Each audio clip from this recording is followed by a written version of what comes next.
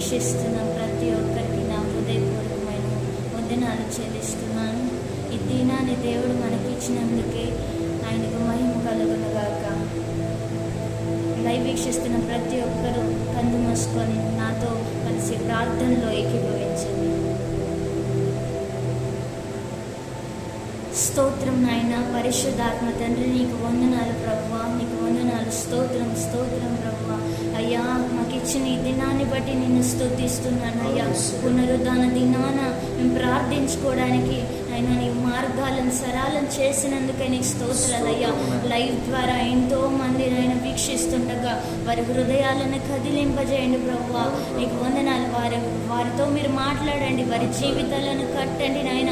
ఎవరెవరైతే నాయన బలహీనముగా ఉండి అనారోగ్య సమస్యలలో ఉంటూ ఈ లైవ్ వీక్షిస్తున్నారో ప్రతి ఒక్కరికి నైనా వారి జీవితంలో శాంతిని, సమాధానాన్ని, మంచి ఆరోగ్యాన్ని ఇవ్వండి ప్రభువా. నీకు స్తోత్రాలయ్యా.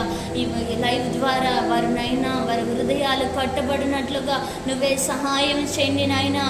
మా ఆరాధన అంతల్లో నువ్వే ఆధిపత్యం వహించండి దేవా. నీకు స్తోత్రాలయ్యా. మా ప్రక్కన నీవు ఉన్నందుకే నీకు స్తోత్రాలయ్యా. నీకు వందనాలు. స్తోత్ర.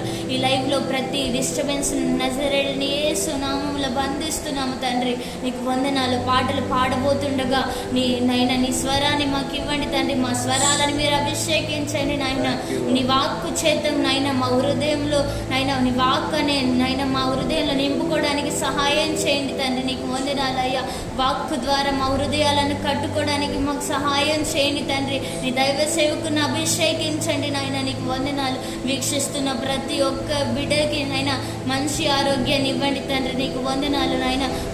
మంచి నాయన జ్ఞానం ఇవ్వండి నాయన. నీ స్తోత్రాలయ్యా. పరిశుద్ధాత్మ దేవ సహాయం చేయండి. నీకు వందనాలు వందనాలు. స్తుతులు స్తోత్రాలయ్యా. నువ్వే సహాయం చేయండి. లైవ్ అంతా నాయన నీవే నైనా సమయానుకూలంగా జరిగించమని నాయన నువ్వే ఆధిపత్యం వహించండి. నజరేయుని యేసు నామములో ప్రార్థిస్తున్నాను తండ్రి. ఆమేన్.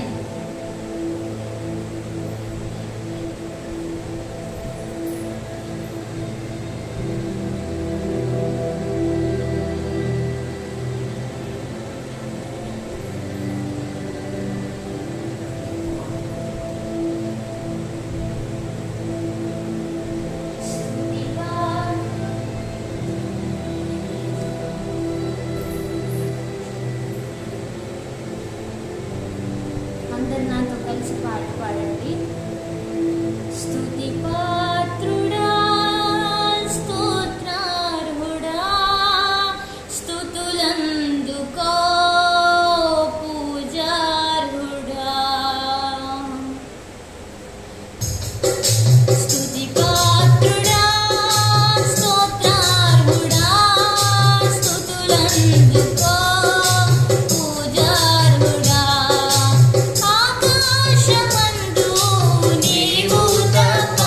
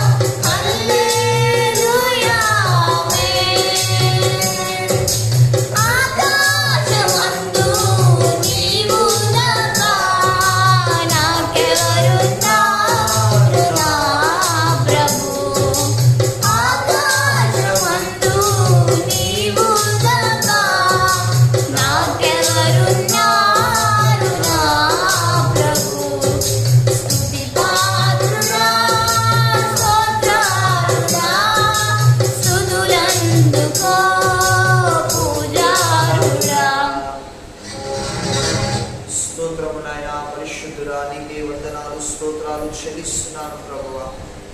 ఇదిగో నాయన ప్రభువా, ఈ ఆరాధన అంతా కూడా నాయన ప్రభు మీకే సమర్పించుకుంటున్నాం.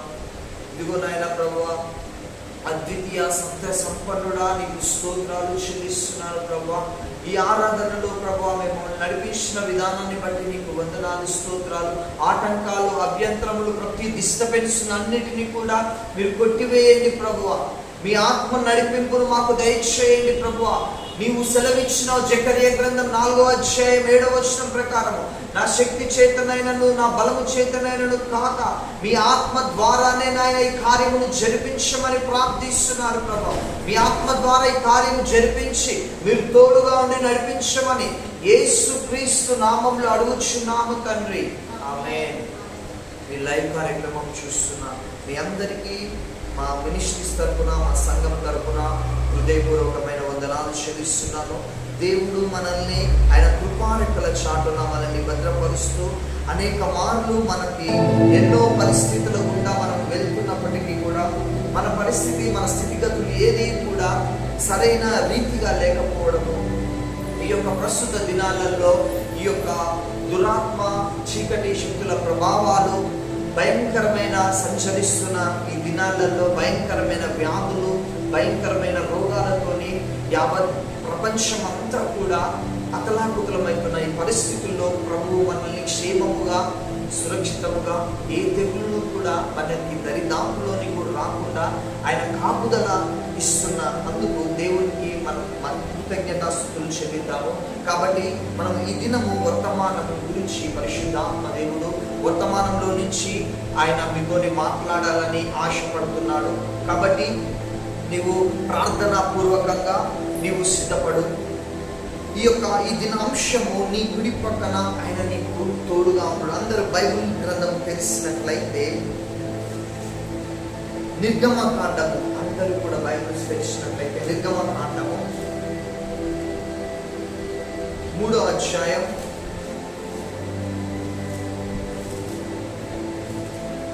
11, నిర్గమకాండం 3వ అధ్యాయం 11, 12 వచనాలు మనం చదువుకుందాం. నిర్గమకాండం 3వ అధ్యాయం 11, 12 వచనాలు. అందుకు మోషే, నేను ఫరో యొద్దకు వెళ్ళుటకు ఇశ్రాయేలీయులను ఐగుప్తులో నుండి తోడుకొని పోవుటకు ఎంతటి వాడినని దేవునితో అనగా, ఆయన నిశ్చయముగా నేను నీకు తోడేయుందును, నేను నిన్ను పంపించున్నట్టుకు ఇది నీకు సూచన. నీవు ఆ ప్రజలను ఐగుప్తులో నుండి తోడుకొని వచ్చి తరువాత మీరు ఈ పర్వతం మీద దేవుణ్ణి సేవించుదురు.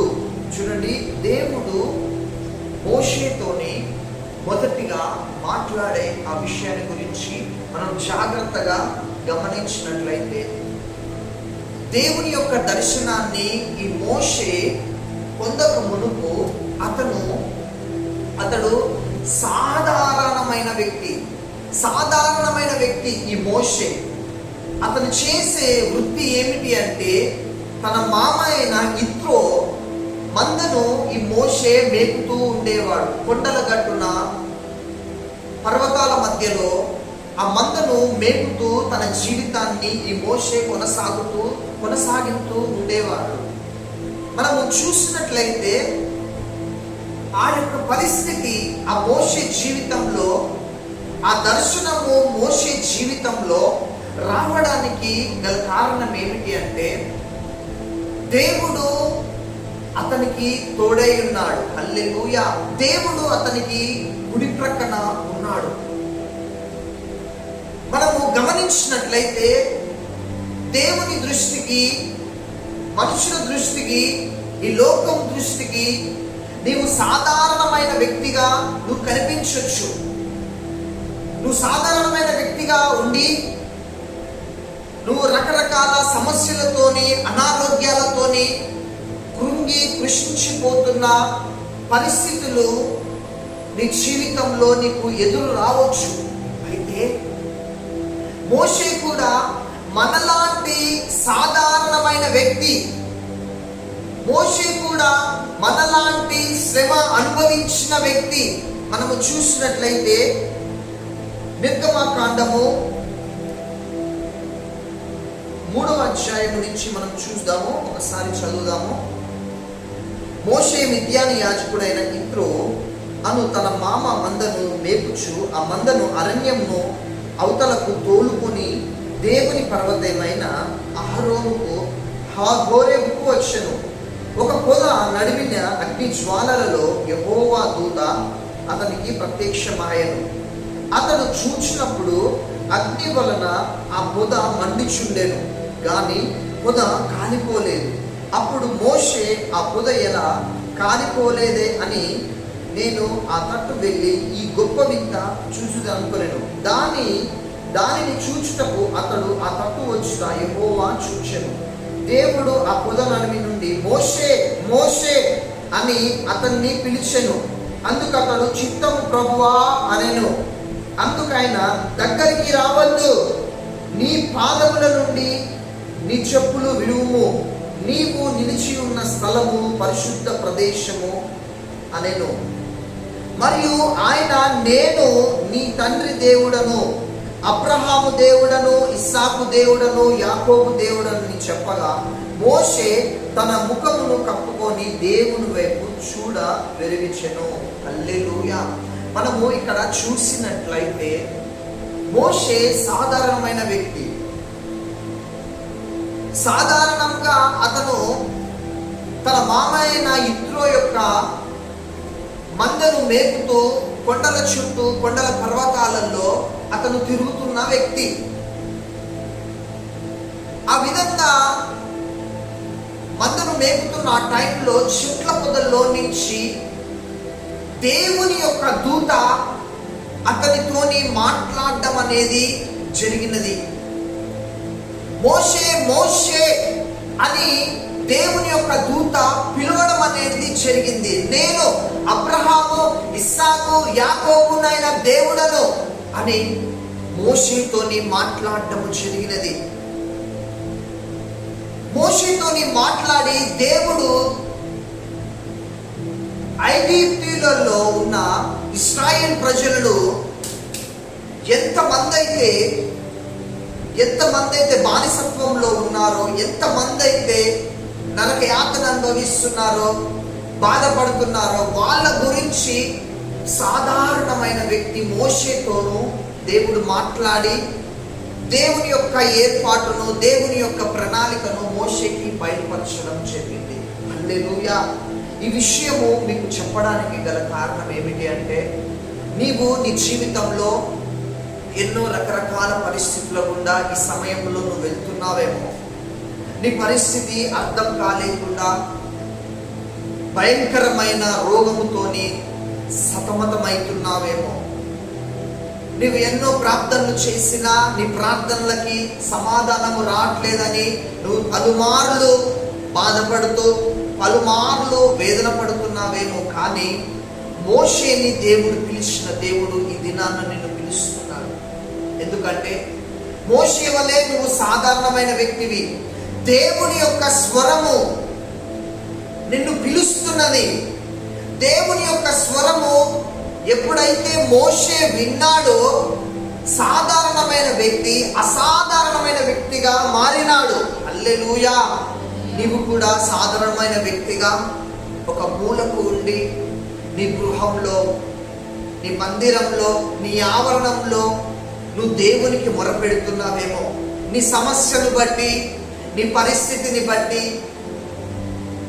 నీకు వచ్చే అనారోగ్యాన్ని బట్టి దేవునికి మొరపెడుతున్నావేమో. కానీ ఈ దినము ఆయన నీ కుడి ప్రక్కన నీడగా ఉన్నాడన్న ఒక విషయాన్ని నువ్వు జ్ఞాపకం చేసుకోబిడ్డా. ఎందుకు అంటే ఆయన మోషేని ఏ విధంగా పిలిచినాడో, అబ్రహాంని ఏ విధంగా పిలిచినాడో, యాకోబును ఏ విధంగా పిలిచినాడో నిన్ను కూడా ఆ విధంగా పిలవడానికి ఆయన సిద్ధంగా ఉన్నాడు. దేవుడు నీకు తోడుగా ఉన్నాడు అన్న విషయాన్ని నువ్వు పదే పదే జ్ఞాపకం చేసుకోవాలి. ఈ దినాన్న నువ్వు ఇంత మంచి ఆరోగ్యంతో ఇంత హెల్దీ ఫుడ్ తీసుకొని ఆరోగ్యకరంగా నీ జీవితాన్ని నువ్వు కొనసాగిస్తున్నావంటే దేవుని యొక్క రెక్కల చాటున నువ్వు భద్రపరిచబడి ఉన్నావు. అబ్రహాము, ఇస్సాకు, యాకోబు, మోషే, దేవుడునైనా నేను అని దేవుడు నీతోని మాట్లాడుతున్నాడు. నేను నీకు తోడుగా ఉన్నాను, నువ్వు భయపడకు, దిగులు పడకు. ఎందుకంటే ఈ ప్రస్తుత దినాలలో చూడండి, ఎంతో మంది మనము మన కళ్ళ ముందరనే ఊపిరి ఆడక ఎంతో మంది మరణిస్తున్నారు. వారికి ఊపిరి ఆడక రకరకాల రోగాలతోని, కరోనా లాంటి రోగాలతోని ఎంతో మంది మరణిస్తున్నారు. చూడండి, ఒక విషయాన్ని జ్ఞాపకం చేసుకోండి. ఈ తెగులు వచ్చింది క్రైస్తవ బిడ్డగా, అది నీ కోసము కాదు. పాపము నిమిత్తము ప్రజల మీదికి ఈ ఉగ్రత అనేది రావడం జరిగింది. ఒకవేళ నువ్వు కరోనా పాజిటివ్ తోని బాధపడ్డావేమో, 10 రోజులు తిరగక ముందుకే నీకు నెగిటివ్ గా దేవుడు మార్చేస్తాడు. నీ ప్రాణానికి దేవుడు, నీ ఆత్మకి దేవుడు తోడుగా ఉన్నాడు. దేవుడు ఆ తెగులును తెచ్చింది ఐగుప్తి ప్రజల కోసము. దేవుడు ఆ తెగులు తెచ్చింది ఇశ్రాయేల్ ప్రజల కోసం కాదు. ఇశ్రాయేల్ ప్రజల్ని విడిపించడానికి దేవుడు ఐగుప్తీయులపై ఆ తెగులు తెచ్చినాడు. ఫరో రాజుని ఆయన హృదయాన్ని మార్చడానికి దేవుడు ఆ తెగులను తెచ్చినాడు. కానీ నువ్వు దేవుని బిడ్డగా ఒకవేళ ఆ వైరస్ తోని బాధపడుతున్నావేమో, భయపడుతున్నావేమో, కానీ దేవుని యొక్క వాక్కు నీకు సెలవిస్తున్నది ఏమిటి అంటే, ఆయన నీ కుడి ప్రక్కన నీడగా ఉన్నాడు.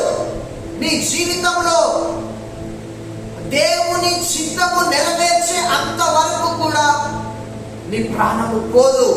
ఆమేన్. దేవుని చిత్తము, దేవుని ప్రణాళిక నీ యందు ఉన్నది. దేవుడు నిన్ను బహుబలముగా ఈ ప్రపంచంలో, ఈ దేశంలో, మీ గ్రామంలో, నీ పట్టణంలో, కాలనీలో దేవుడు వాడుకోవాలని ఆశపడుతున్నాడు. అంత ఈజీగా నీ ప్రాణం పోదు బిడ్డ. కేవలము ఆయన ఐగుప్తీయుల కోసమే ఆ తెగులు తెచ్చినాడు. దేవుని రక్తంలో కడగబడిన నీ కోసము కాదు.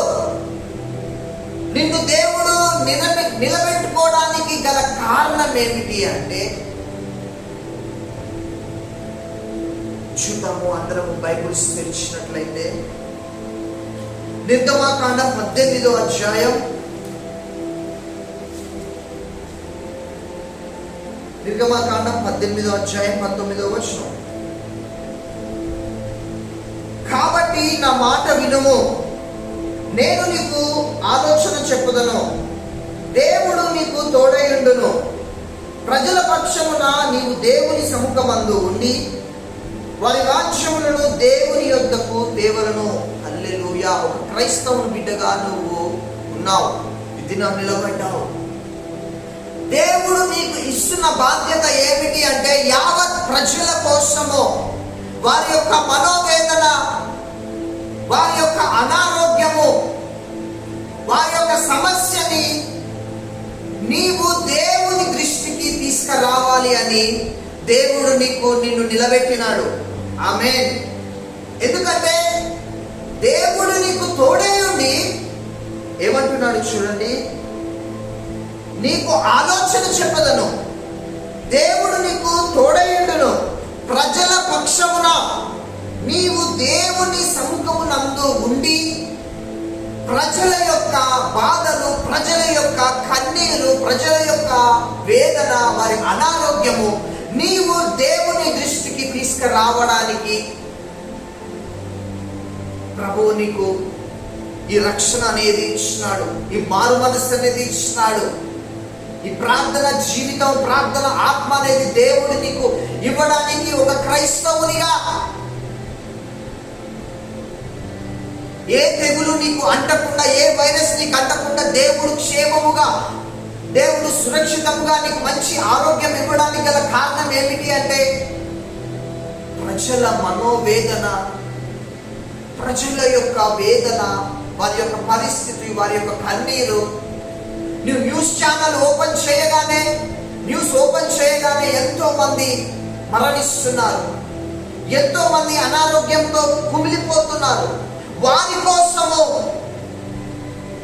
వారి యొక్క మనోవేదన, వారి యొక్క అనారోగ్యమును నువ్వు ఎరిగి దేశం కోసము, పట్టణం కోసము నువ్వు దేవుని దృష్టికి వారి కోసము ప్రార్థన చెయ్యాలని ప్రభు ఆశపడుతున్నాడు. క్రైస్తవునిగా నువ్వు కానీ టైం వేస్ట్ చేస్తున్నావు. నాకు కరోనా రాలేదు కదా, నేను బాగున్నాను, నా కుటుంబం బాగుంది అనుకుంటున్నావు. కానీ అది దేవుని మనసు కాదు బిడ్డ. దేవుడు ఆశపడుతున్నాడు నువ్వు మోకరించి యావత్ ప్రపంచం కోసము, మన భారతదేశం కోసము నువ్వు ప్రార్థన చేసే అనుభవం కలిగి ఉండాలని. దేవుడు ఆయన నీకు సమీపంగా ఉన్నాడు. ప్రతి దినము నీకు ఆలోచన చెప్తున్నాడు. నా బిడ్డ ఫాస్టింగ్స్ చేయి, నా బిడ్డ ఉపవాసం ఉండు. నీ ప్రార్థన నేను ఆలకించడానికి సిద్ధంగా ఉన్నాను. ఉపవాసం చేయి, నా కోసం ఉపవాసం చేయి అని ప్రభు ఎప్పుడు కూడా ఎదురు చూస్తున్నాడు. ఈ దినాలలో నువ్వు ప్రతి ఒక్కరి కోసము ఉపవాసం చేసే సమయం ఇది. ఉపవాసము చేయాలి. నీ పట్టణం కోసం నువ్వు ఉపవాసం చేయాలి. నీ గ్రామం కోసం నువ్వు ఉపవాస ప్రార్థన చేయాలి. నీ దేశం కోసం నువ్వు ఉపవాస ప్రార్థన చేయాలి. సమస్తమును ఈ దినంలో విడిచిపెట్టి దేవుని సన్నిధిలో మోకరించు. దేవుడు నీ ప్రార్థన వినడానికి ఆయన సిద్ధంగా ఉన్నాడు. మోషే దేవునితోని అన్న మాట ఏమిటి అంటే, ప్రభువా వారు నా మాట వింటారా, ప్రభువా వారు నా మాట నమ్ముతారా అని అన్నాడు. కానీ దేవుని సన్నిధిలో ఉండి నువ్వు మొరపెడితే తప్పకుండా దేవుడు నీ ప్రార్థన ఆలకిస్తాడు. తప్పకుండా దేవుడు నీ ప్రార్థన ఆలకించి సమాధానం ఇస్తాడు. ఈ తెగులును మన దేశం నుండి దాటించడానికి దేవుడు సిద్ధంగా ఉన్నాడు. ఎందుకు సిద్ధంగా ఉన్నాడంటే, నువ్వు తెలుసుకోవలసిన విషయం ఏమిటి అంటే, దేవుడు ఆయన నీ కుడి ప్రక్కన, ఆయన నీకు నీడగా ఉన్నాడు. ఒక దైవజనుడు చాలా బాధపడుతూ తన సంఘము విడిచిపెట్టి వెళ్ళిపోయింది. సంఘం విడిచిపెట్టి వెళ్ళిపోయింది. ఆ దైవజనుడు ఒంటరిగా ఏడుస్తూ ఉన్నాడు. ఈ దైవజనుడికి ఉండే అనుభవం ఏమిటి అంటే, ప్రభువా ఎప్పుడు నీ ప్రార్థన చేసినప్పుడల్లా, ఎప్పుడు నేను మిమ్మల్ని, మీ కదలికలని నేను గమనిస్తూ ఉంటాను. నేను ఎప్పుడు కూడా నడిచినప్పుడల్లా కూడా నా 2 అడుగులే కాదు, నా వెనుక ఇంకా 2 అడుగులు పడుతున్నాయని నేను నమ్ముతూ ఉంటాను. నాకు ఇప్పుడు దుఃఖం వచ్చింది ప్రభువా, సంఘం అంతా వదిలిపెట్టి వెళ్ళిపోయింది ప్రభువా, నేను ఒంటరి వాడిని అయిపోయాను ప్రభువా, ఈ టైంలో నీ ఆదరణ కూడా నాకు లేదా అని సముద్ర తీరాన కూర్చొని ఈ దైవజనుడు ఏడుస్తూ ఉన్నాడు. అప్పుడు దేవుని యొక్క వాక్కు విడుదలయ్యి ఆ దైవజనుడితోని దేవుడు అంటున్న మాట, నా కుమారుడా, నీకు సంఘం ఉన్నప్పుడు నీ కుటుంబ సభ్యులు, నీ రక్త సంబంధికులు అందరూ ఉన్నప్పుడు నేను నీకు తోడుగా ఉన్నాను, అది నీకు తెలుసు.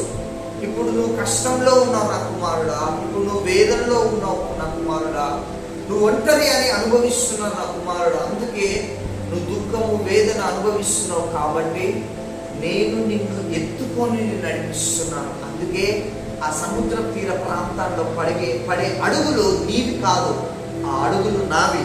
ఎందుకంటే నేను నా కౌగిలిలో భద్రపరుచుకున్నాను. కాబట్టి నీకు ఏది కూడా తక్కువ కాదు అని ఆ దైవజనుడితో దేవుడు మాట్లాడడం అనేది జరిగింది. బిడ్డ, ఈ దినాలలో ప్రభువు నీతో మాట్లాడుతున్న విషయం ఏమిటి అంటే, దేవునియో నువ్వు కరోనా పాజిటివ్తో బాధపడుతూ భయపడుతూ బిక్కుబిక్కుమంటున్నావేమో, సరైన శ్వాస లేక భయపడుతూ ఆందోళనతోని ఆవేదనతోని కుంగిపోతున్నావేమో. ప్లీజ్ భయపడకు. ఎందుకంటే దేవుడు నీతోని మాట్లాడుతున్నాడు. ఏ రోగమైనా నీ దరిదాపుల్లోనికి కూడా రాదు. ఎందుకంటే నిన్ను ముట్టువాడు, ఒకవేళ సాతాను నిన్ను ముడుతుందా, ఒకవేళ కరోనా వైరస్ నిన్ను ముడుతుందా, నీ దరిదాపుల్లోనికి వచ్చిందని నువ్వు అనుకుంటున్నావా? నిన్ను ముట్టువాడు దేవుని కనుగుడ్డును ముట్టువాడితోని సమానం అని నువ్వు నమ్ము. దినం నువ్వు అపోహాల నుంచి కొద్దిగా బయటికి రా. నేను ఏది కూడా ఎంత మాత్రమునో హాని చెయ్యదు. నీ మీద ఉన్న దేవుని ప్రణాళిక చాలా గొప్పది. దేవుడు నిన్ను గొప్పగా బహుబలంగా వాడుకోవడానికి నీకు ఇంత మంచి ఆరోగ్యం ఇచ్చినాడు. నువ్వు ఆ అపోహాల నుంచి మొదటిగా బయటికి రా. బయటికి వచ్చి కరోనాతో బాధపడుతున్న బిడ్డల కోసం నువ్వు ప్రార్థన చేయి. అందుకు దేవుడు నిన్ను ఏర్పాటు చేసుకున్నాడు. కరోనా బారిన పడిన వారి కోసం నువ్వు ఉపవాసం చేయి. వారి కోసం ఉపవాసం ప్రార్థన చేయి. దేవుడు వారిని స్వస్థపరచడానికి, దేవుడు వారికి విడుదల ఇవ్వడానికి ఆయన సిద్ధముగా ఉన్నాడు. ఎందుకు తెలుసా?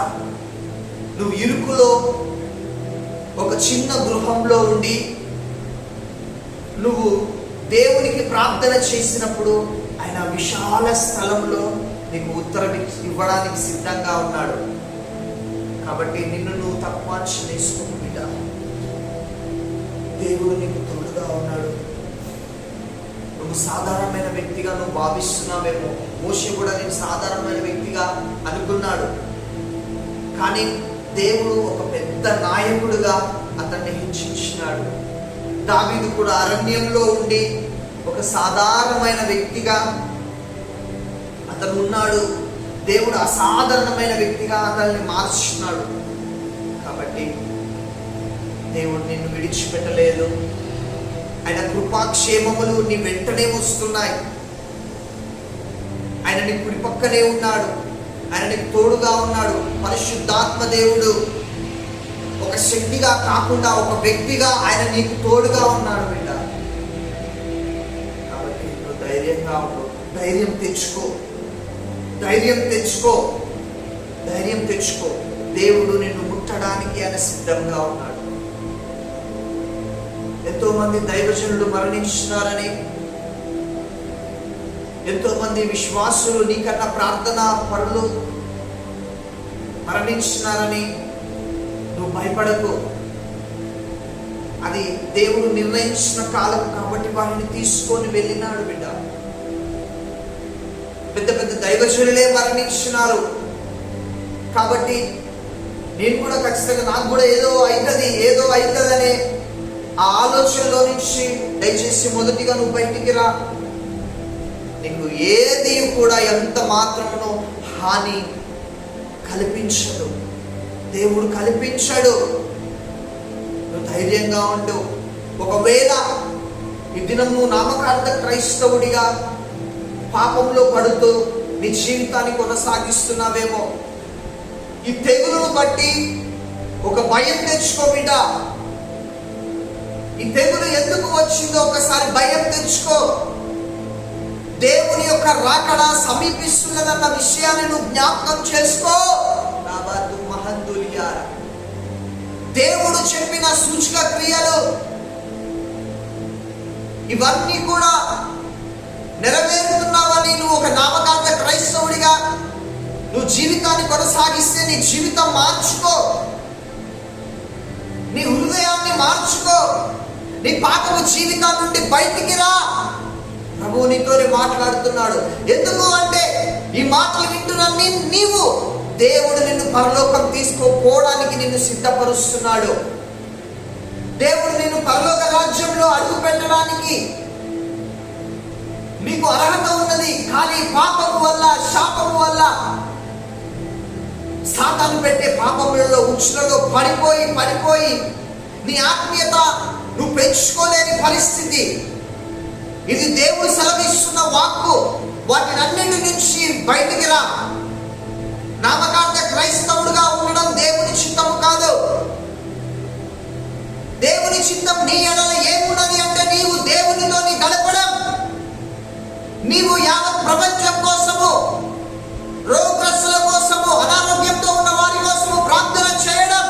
అప్పుడు నీ ప్రార్థన దేవుని దృష్టికి యోగ్యకరం అని నువ్వు జ్ఞాపకం చేసుకోలేదు. ఇన్ని దినములు సమయం వృధా చేసింది చాలు. ఇది దేవుని పిలుపుగా నువ్వు భావించు. దేవుని కోసము విడిచిపెట్టవలసిన అన్ని విడిచిపెట్టు. మనుషుల మీద ఆధారపడము మానే. నువ్వు దేవుని వైపు చూడు. ఆయన నిన్ను పిలుస్తున్నాడు.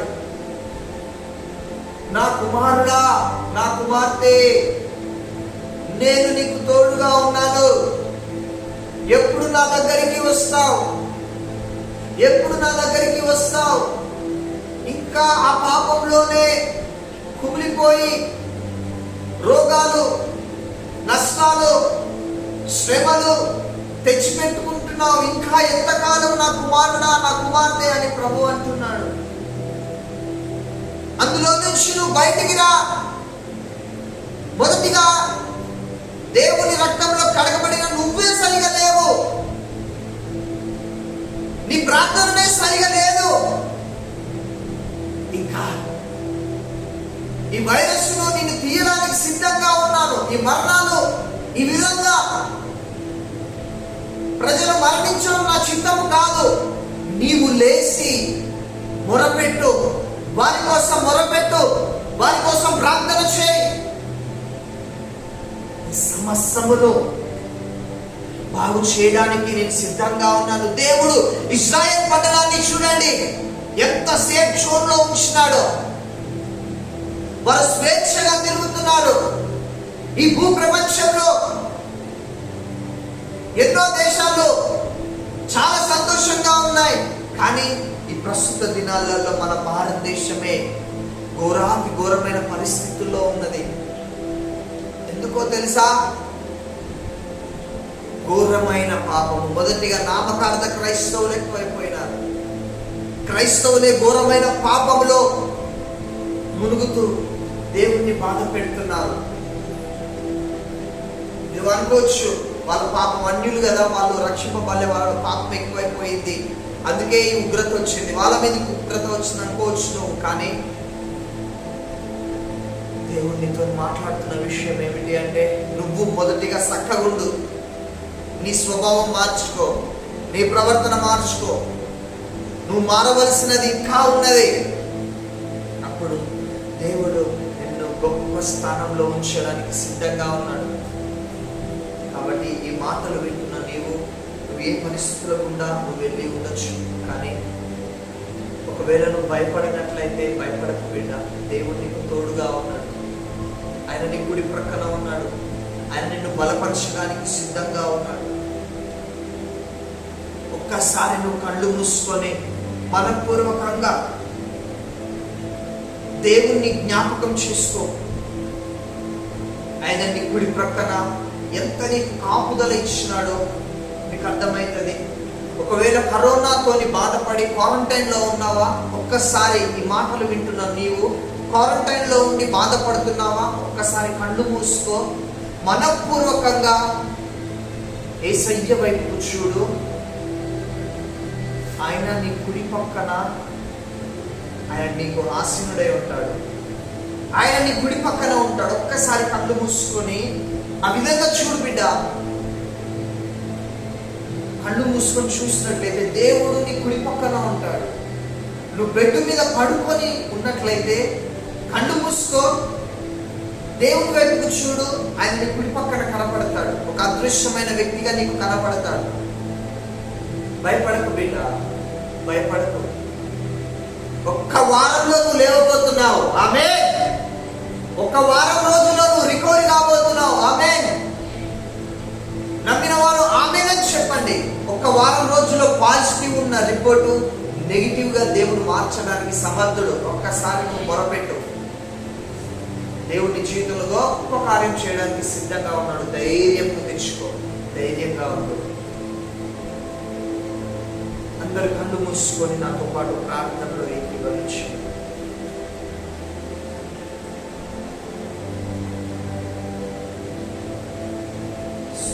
అందరు కళ్ళు మూసుకొని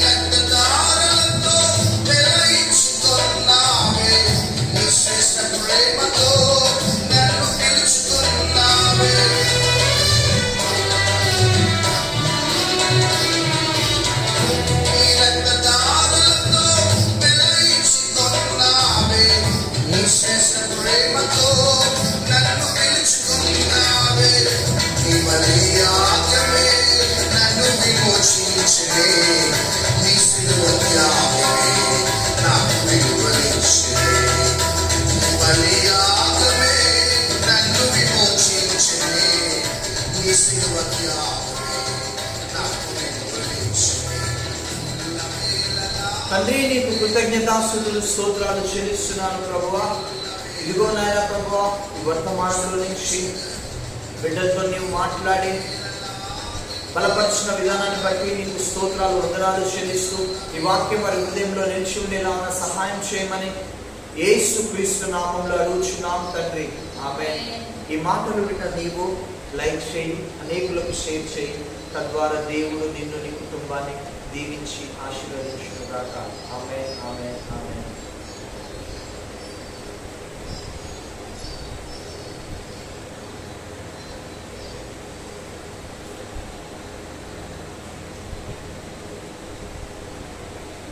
స్పెల్లింగ్ మిస్టేక్.